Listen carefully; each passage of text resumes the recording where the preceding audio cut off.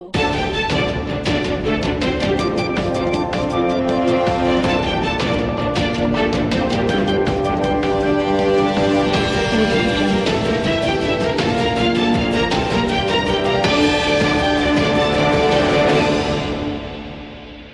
તાજેતરમાં વિસનગર નગરપાલિકાની ચૂંટણીમાં વોર્ડ નંબર 1માંથી બિનહરીફ ચૂંટાયેલા દીપકભાઈ મોદીને રેલવે ટ્રેક ઉપર લાશના 2 ટુકડા મળી આવતા સમગ્ર શહેરમાં ચકચાર મચી ગઈ હતી.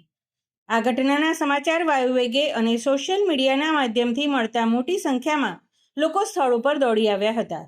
નગરપાલિકામાં બિનહરીફ ચૂંટાયેલા દીપકભાઈને પક્ષના નેતા તરીકેનો હોદ્દો પણ આપવામાં આવ્યો હતો.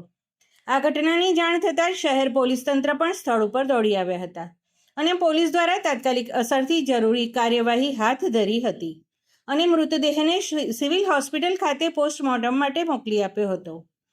પોલીસ તંત્ર દ્વારા પંચનામું કરીને સિવિલ હોસ્પિટલમાં મોકલી આપ્યો હતો.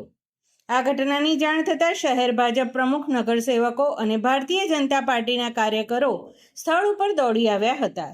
વિસનગર શહેરના એક ટાવર બજાર પાસેની પારેખપોળમાં આવેલ શ્રી દ્વારકાધીશ પ્રભુજીની હવેલી ખાતે વૈષ્ણવો દ્વારા અધિક માસ દરમિયાન દરરોજ વિવિધ મનોરથોના દર્શનનું આયોજન કરવામાં આવ્યું છે, જે અધિક જેઠ સુદ એકમ તારીખ 17/5/2026થી જેઠ વદ અમાસ તારીખ 15/6/2026 સુધી વિવિધ મનોરથોના દર્શન થશે, જેને દર્શન કરવા અને સેવાનો લાભ લેવા માટે શહેરના તમામ પ્રભુ ભક્તોના શ્રી દ્વારકાધીશ નિધિ ચેરિટેબલ ટ્રસ્ટ દ્વારા જણાવાયું છે.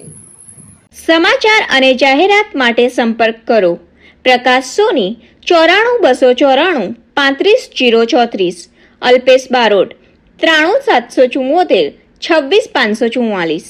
વિસનગર કે ન્યૂઝ.